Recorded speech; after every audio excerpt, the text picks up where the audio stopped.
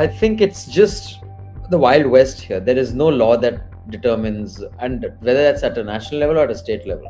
Whoever feels like doing it is doing it. And technology also allows it now.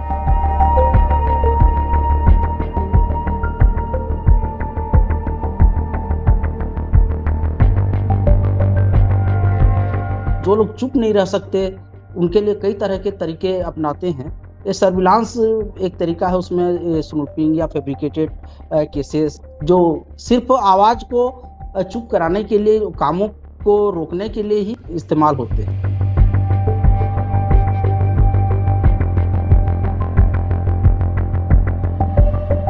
Today, instead of having more checks and balances, more and more agencies are getting the mandate to conduct surveillance, to intercept, to block communication. So there are really very few safeguards. Pegasus के अलावा भी बहुत सारे और उपकरण हैं, snooping के बहुत सारे स्पेवेयर, मालवेयर हैं जो बहुत ही सस्ते कीमतों में भी है।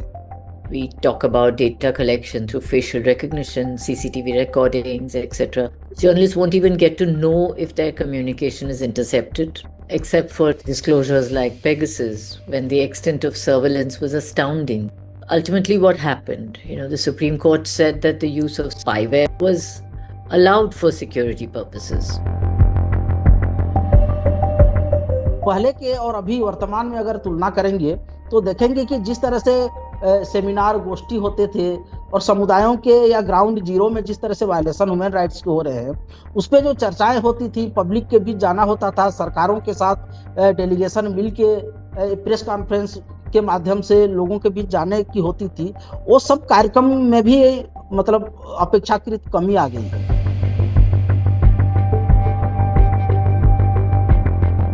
In terms of protection, really, there is absolutely none. Legally and physically, as we have seen, because of surveillance.